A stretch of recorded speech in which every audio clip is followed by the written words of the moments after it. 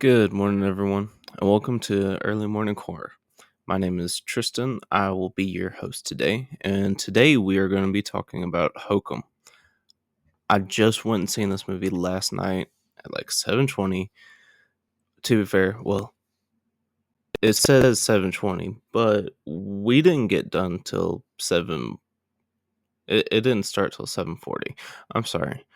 I am pretty tired because the theater that I had to go to was like an hour away because my local theaters were not showing it.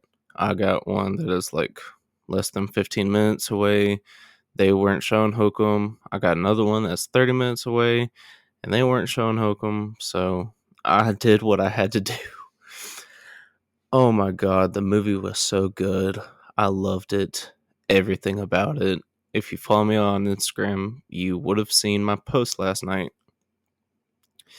And I've got nothing but praise for it. Of course, I've got like a couple teeny tiny complaints, but overall, I still love the movie, and I will definitely buy it. Like whenever it comes out, I'm going to buy it on DVD, whatever I can, because it was really, really good. I'm talking the acting was good, the setting, um, the imagery, the freaking cast, the pacing. I loved the pacing of it too. It was almost like it was kind of always moving along. There was always something. Like if the camera was rolling, there was a good chance you might end up getting scared because the first jump scare happens not even 5 minutes in. It is really good. Uh but if you're not familiar with Hokum or Adam Scott or Damian McCarthy, I have two other videos about Damian McCarthy's movies, Oddity and Caveat. I will have to say that I believe Hokum is now my favorite of the three, but I don't know if it's kind of as rewatchable as Oddity or Caveat. I don't know. It's something that I'm gonna have to rewatch in something I'm gonna have to rewatch whenever I can to really see. And I did not take notes during the film.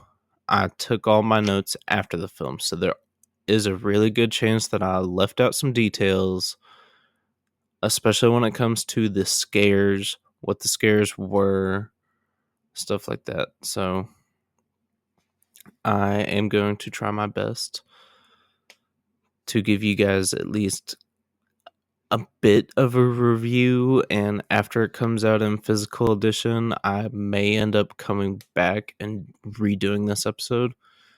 I do have a few episodes I want to redo because I didn't take notes or anything, which is Heretic, Midsummer, and Undertone.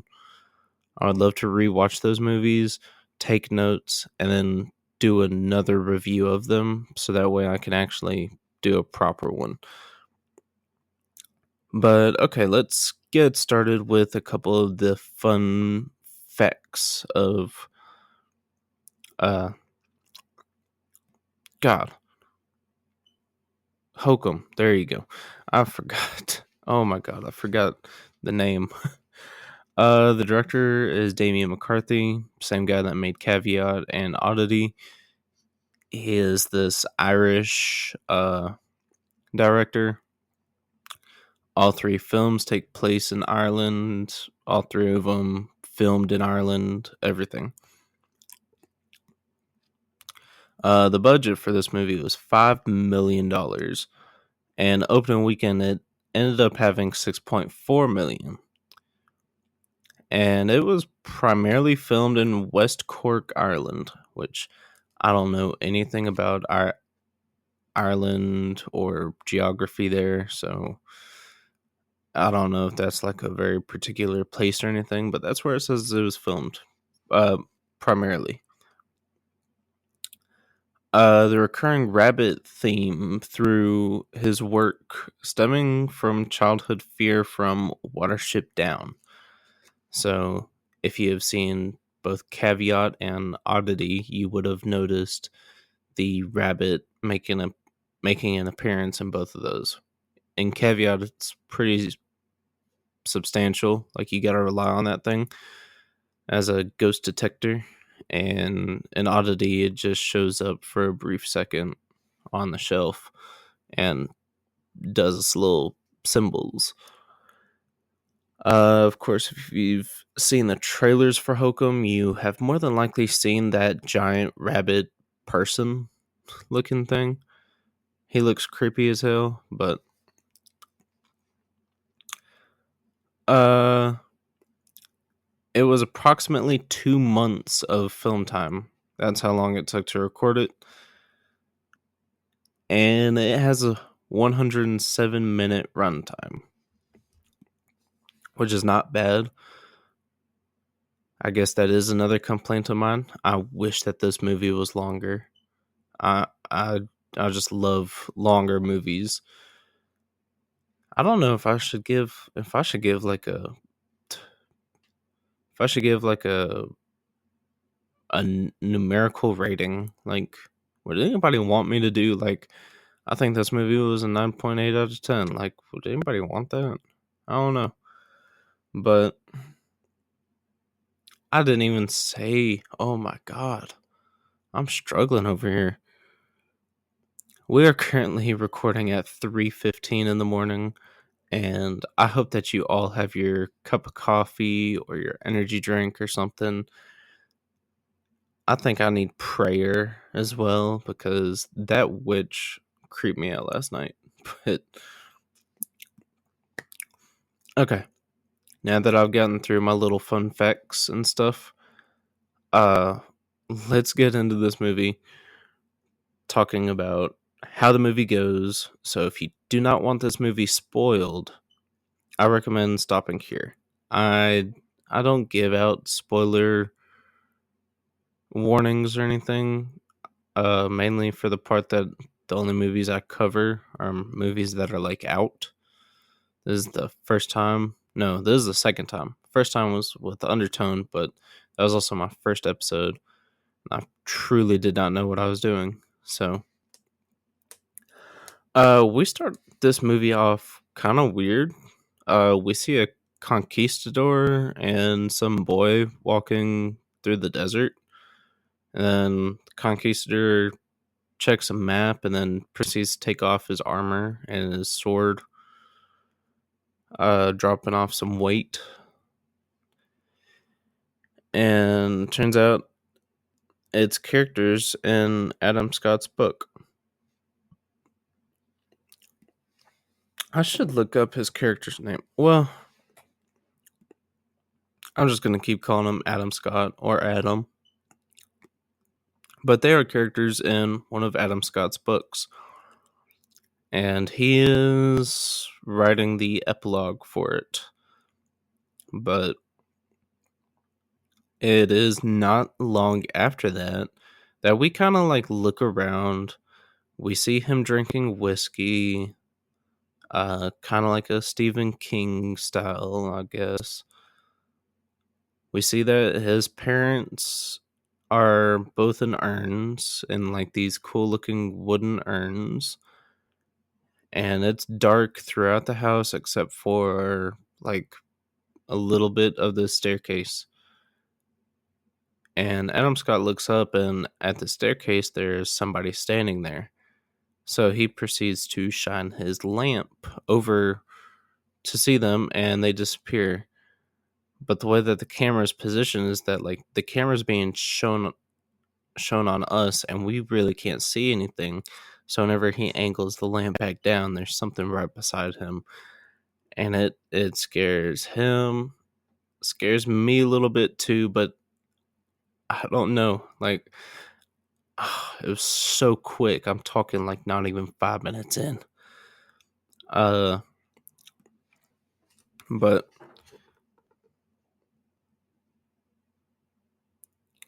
yeah, I quite literally wrote down this random stuff. I wrote down jump scare, alcoholism, parents' ashes, and then after that spooky stuff, he grabs this locked wooden box thing. And when I say locked, it's got like that really tiny padlock. So he uses this mini handsaw and saws at the lock and then gets into it. And it's got like postcards in it and a gun. It's got a revolver in it. But the postcard is like from his mom.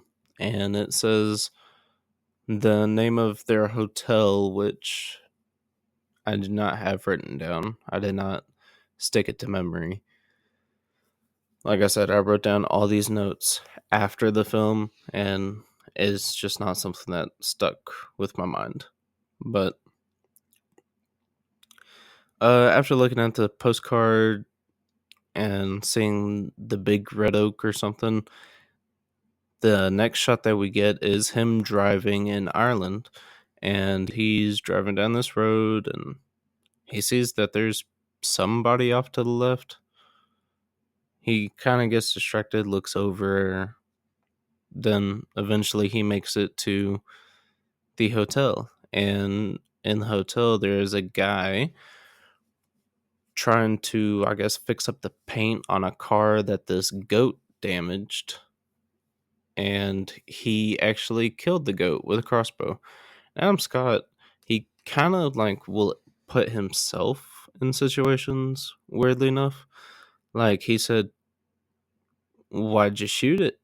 And then the guy was like, "Well, because they're pests. They damage cars around here. Bad for business."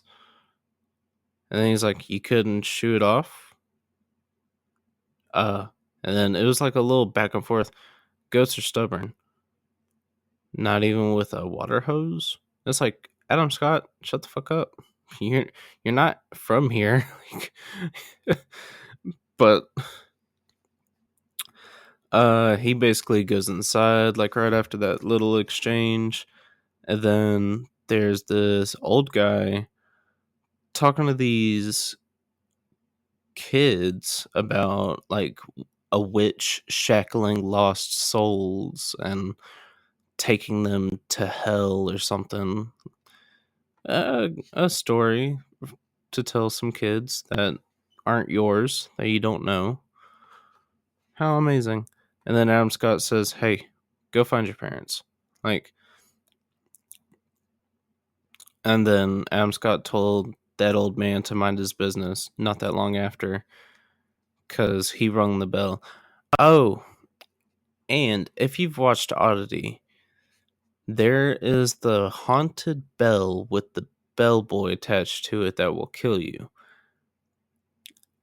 I'm going to say with like 98% certainty that the same bellboy uniform and the same bell are in Hokum.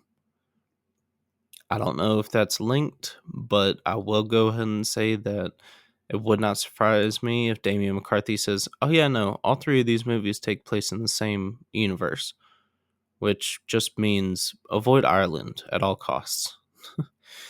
But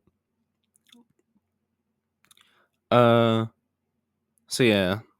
And then Adam Scott is checking in, and the hotel manager is saying like that they're gonna have a Halloween party and there's gonna be crack, which apparently in Ireland crack means a good time. But Adam Scott's like, "Can I get the room furthest from the crack? I got work to do," because he's a writer. And the hotel manager's like, yeah, I think my son's a fan of yours. Could I get like your signature on like one of his books?" No. Adam Scott's a prick. It's like, I'd be flattered if somebody asked for my signature. But basically he gets lost looking for his room. Uh And then a woman by the name of Fiona asked him, "Are you lost?" And then Adam Scott said, "Well, obviously," or something smart ass like that. And she said, "With that attitude, stay lost." And then he's like, "Okay, I'm sorry. Could I'm looking for this room, and it should be like right here." And then she brought him on down the hallway and took him to his room. And he proceeded to ask her, "Hey, have you seen this big red oak?" And it's like a giant tree. It's a very big tree. And then we cut to him actually outside next to this tree. And he starts to gently dump out his mother's ashes, like on different parts of the tree, underneath different roots, that sort of thing. And then with his dad, he just dumps his dad out. Like he is a very good way of showing that he loved his mom and did not really care for his dad. But he puts the two urns underneath the tree. When I say urns, they're like small wooden urns. But uh whenever he starts to leave and walk away from the big red oak, he sees that there is a goat's body, and he starts walking closer to it, and a guy by the name of Jerry that lives out in the woods kind of scares him and says, "Who were they?" Adam Scott tells him, "Oh, they're my folks." And the guy says, "Sorry for your loss." And Adam's like, "It's okay. It's been many years," that sort of thing. Uh, Jerry offers him some milk, and Adam Scott says, "I think I need something a little bit stronger than milk." So this guy pulls out like moonshine in a bottle and hands it to him. Must do the trick. Because he's like, "Oh yeah, that's moonshine." But Jerry called it something else. I probably should have looked that up, but turns out in that goat's milk is mushrooms. And apparently, the reason why the goats get on the cars is because they get on the mushrooms too. And they love to look at their reflection, which is very funny. But uh, that was kind of like the nicest little interaction with Adam Scott and somebody, and it's Jerry. And I'm going to go ahead and tell you, later down the movie, Jerry is the best person. Like, if I were to have a close friend, I'd want it to be Jerry, because Jerry's going to pull you out of hell. Like, but, uh,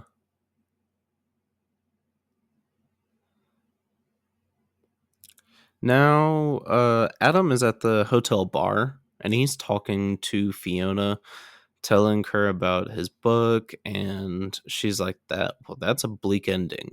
Like, it's not a good ending. It's a bleak ending.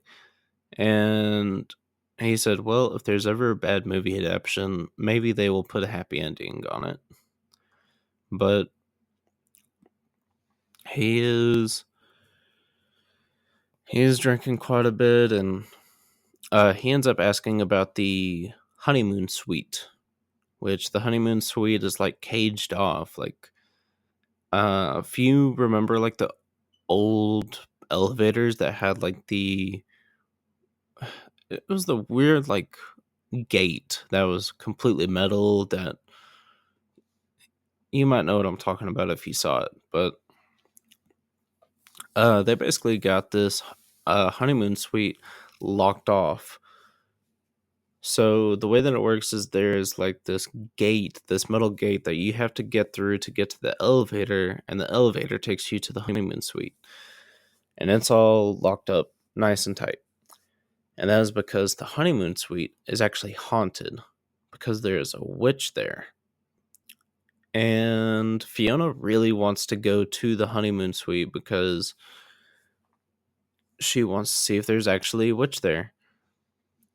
And he said, "Well, what if you go up there and there is a witch up there?" And she hands him a book of Irish folklore.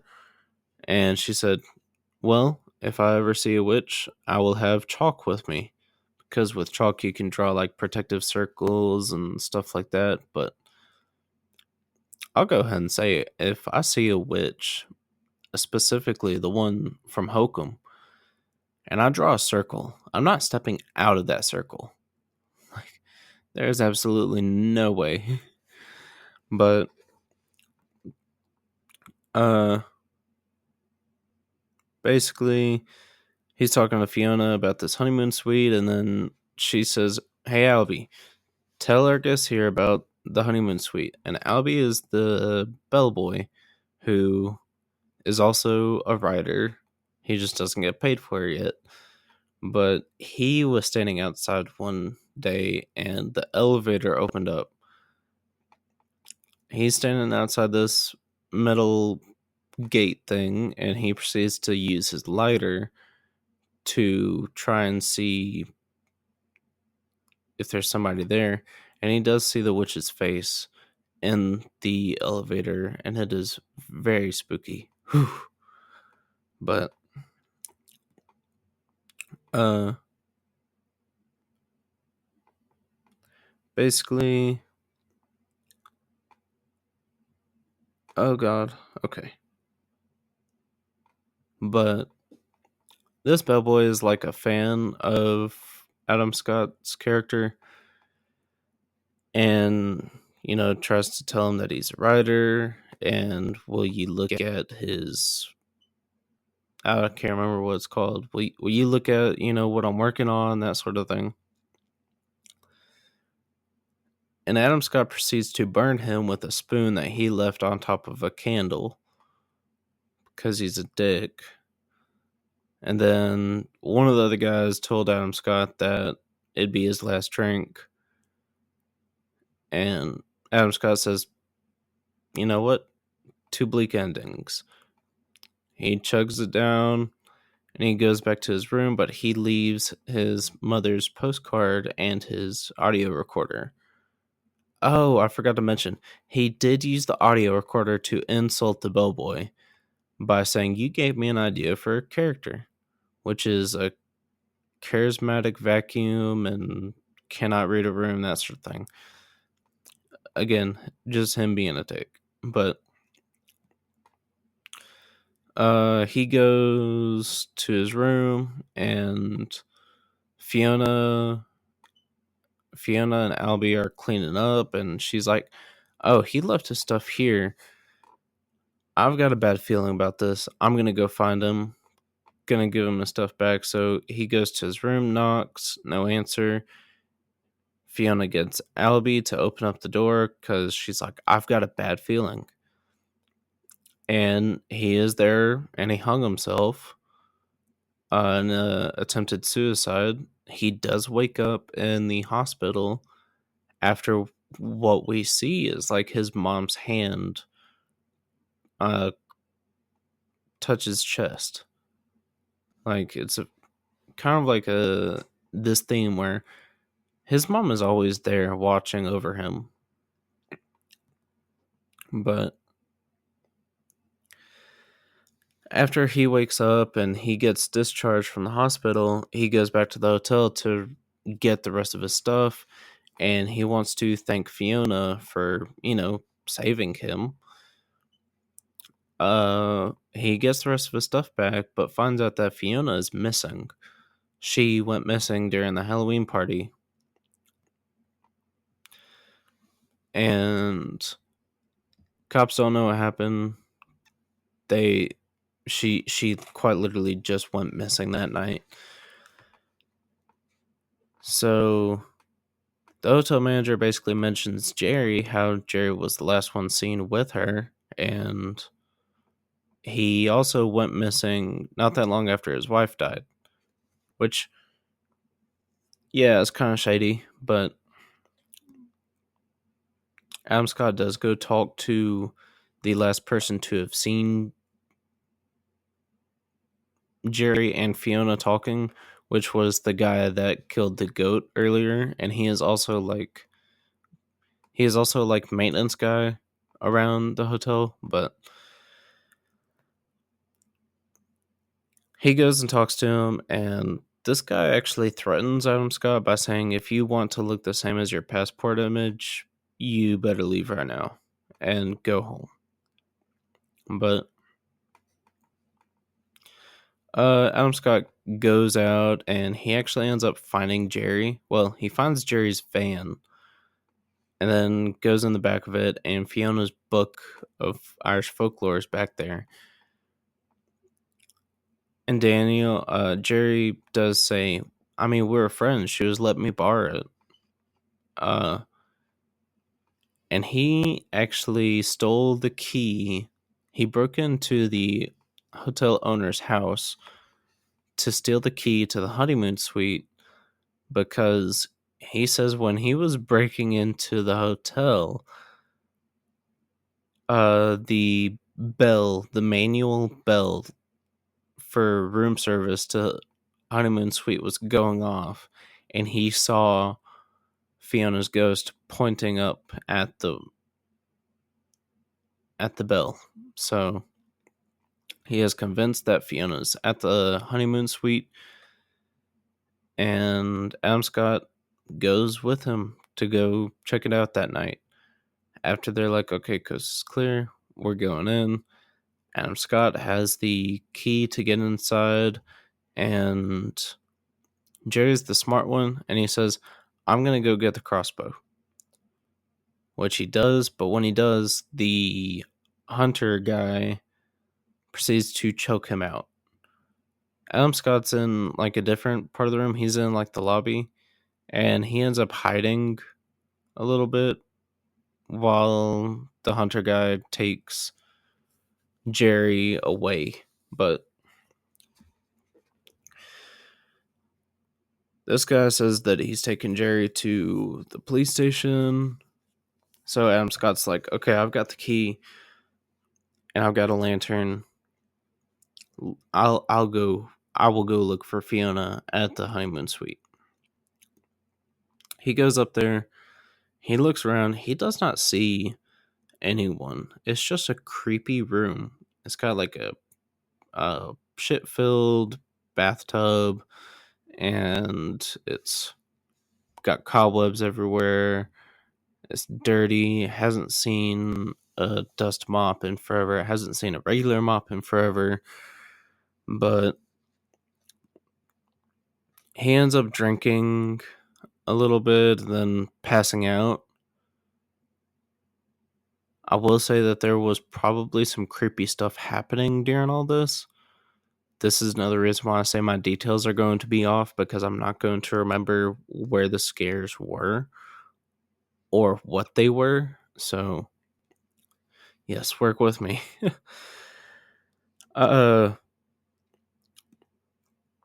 But I do remember he does wake up, and there's the freaking bunny man from the trailer, but turns out it's just the hotel manager waking him up, saying, what are you doing up here? You're not allowed to be up here. How'd you get in? How'd you get the key? That sort of thing. And Adam Scott's like, well, I was just looking for Fiona, and he said that she was up here. And then as they start walking out, the dumbwaiter's door creaks open. So Adam Scott goes over there and says, what's down there? Manager says, well, I mean, that's to the basement, but the basement's been sealed up. There's nothing down there. So Adam Scott tries to bring up the dumbwaiter, and the guy's like, there's nothing down there. And he takes his hand off of Adam Scott, and Adam Scott does end up pressing it, and the hotel manager runs out. He runs out this door that leads to the elevator, and he locks it, locking Adam Scott in, and we see Fiona's body on this dumbwaiter. So now we know that Fiona's dead, and she's got the audio recorder that belongs to Adam Scott. And we listen to like some of her final messages, like her final words. And we find out that she was pregnant. She was pregnant with the hotel manager's baby, and she was not going to get rid of the baby. And he was mad because he's married and has kids with his wife. So that's why he drugged her during the Halloween party, put her in a wheelchair, brought her up to this room, put her in the dumbwaiter, and sent her down. Fucking despicable. But after that, some more creepy stuff starts happening left and right. More jump scares. Again, I can't remember the order. I can't remember what exactly they were. I know that we see Adam Scott's mom a few times. I know that. But yeah. So basically, after a minute, he realized that he can't leave this room. He tries. There's like this small door that he could have gone through, but he can't kick it down. It's locked, and he tried to unscrew it, but he doesn't have the right type of screwdriver for it. But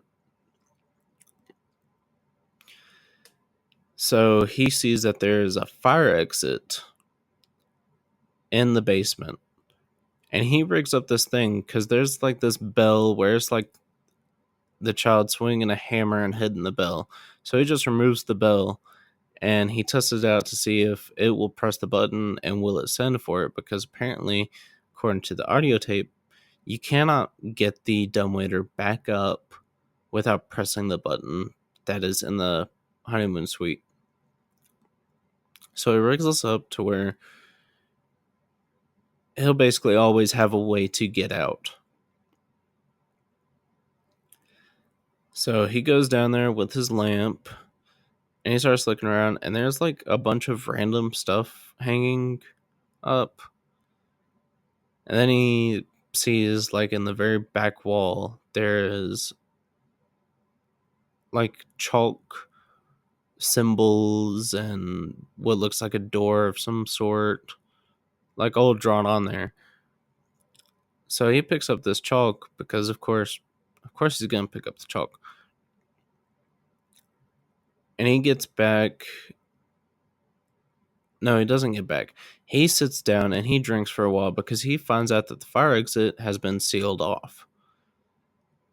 So he goes back to the dumbwaiter and proceeds to hear like laughing, and the lights go out in that hallway, and then you start seeing like a witch's face coming up, and we are desperately waiting for this dumbwaiter to come up, and it does. And he gets up there, and then this little prick starts to actually like do it again. He manages to get off, and then he looks down, and the witch has started climbing up the dumbwaiter shaft. It is very creepy. She's got this laugh. He closes the door to the dumbwaiter. He proceeds to run through, and he gets in this crap water, proceeds to lock the bathroom door, and then starts drawing a circle around the bed so that way he will have some form of protection. But she's laughing and she is like closing in on him, and it is so creepy. I'm talking, she sounds so creepy. And she looks creepy too. She looks so damn creepy. But he ends up sleeping on that bed. Sorry. He ends up sleeping on that bed until the sun comes up. And apparently Jerry did escape from the hunter guy. He's injured. He's bleeding everywhere because he had to jump out of the back of a van. But the hotel manager's there, and Jerry's getting this BS about how Adam Scott, he's on his way to the airport because I found him drunk upstairs in the honeymoon suite. And it was actually Jerry who said he went up to the honeymoon suite. Like, there's no doubt in his mind that Adam Scott went up there to look for Fiona.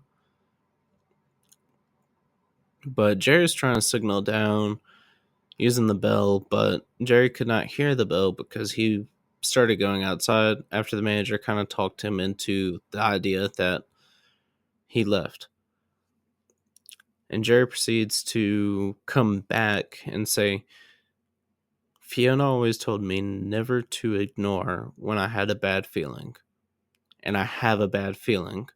So he grabs his hatchet and he threatens the manager and tells him to give him the key to go to the honeymoon suite. So he gets the key and he goes up to the honeymoon suite. And he proceeds to bust down the small door that Adam Scott can get out of. Adam Scott is like, oh my God, Jerry, yes, the manager killed Fiona. And the manager shot Jerry in the back of the head with the crossbow. Oh my God. I was so sad. I was so shocked. Out of my favorite character in Damien McCarthy's movies, it's got to be Jerry. Because Jerry was injured with a hatchet. And he's like, I'm going to go fight a damn witch for my friend, for Adam Scott. But yep, Jerry ends up dying, and it is very sad. And but Adam Scott, he backs out, and the hotel manager grabs the car keys, and not the honeymoon suite keys. Goes back down in the elevator, and then realizes that the gate is locked. But there's something I forgot to mention. The hotel manager rigged it up so that the hotel is going to burn down. So he needs those keys too, otherwise he's going to burn to death. So he goes back up, and Adam Scott already grabbed the keys, and he grabbed the headlamp, Jerry's headlamp. And he starts going back down in the dumbwaiter. And he has this piece of chalk, and he gets down there, and he starts drawing a circle. Not that long after, the witch does stop him and shackle him. But now the manager heads down there. He's got a lamp, and he's got the crossbow. And he sees that the honeymoon suite keys are hanging up. And he tries to get it down, but the witch ends up stopping him, shackles him, grabs his lamp, and starts bringing him along. And we see Adam Scott again, and he's crying. Like, just tears rolling down his face. And his mom is like giving him a hug and says, you can't die here. You have to get out. And Adam Scott realized that he has that small handsaw. So the hotel manager's getting dragged off through these double doors where it looks like there's a lot of demons. So Adam Scott saws through this little chain link. He gets the honeymoon suite keys. He gets onto the dumbwaiter. The dumbwaiter ends up going up. He escapes from the witches. And then he goes down the elevator to escape the honeymoon suite, realizes that the place is on fire, and he just lays down. Like, he's just ready to die. But the hunter actually comes in and saves him, drags him out, and next thing we see is Adam Scott in the hospital again. And he's typing away at a computer, and Albie comes by, and he's wearing an ice cream shop outfit this time instead of the bellboy outfit. And he's got some drink with him, saying that it was a gift from the hunter. And basically, Adam Scott's like, oh, well, you can have it. Because turns out the bellboy actually put that mushroom powder in his flask, the one that he was drinking on. And that's why it was different between when it looked like just chalk drawing on a wall and then it was actually like the gates to hell. So, but Adam Scott says, you take the drink back. I don't want it. And Albie says, okay, well, I'm going to do a little uh editing on my work and I'll bring it by tomorrow. Like, okay, whatever. And then instead of the bad ending, the bleak ending to his book he was writing, he puts in a happy ending. Uh and yeah, that is the end of Hokum. Like I said, I know I got many details off or I forgot details. So if you truly, I think you should go see this. If you haven't already, hell, even if you have, go ahead and go rewatch it. Like, it is so good. Let's see.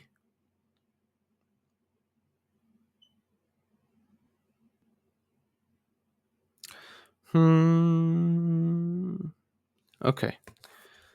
So, now that I've gotten through that movie, I will go ahead and say my little uh complaints about it, other than I think I wish it was longer.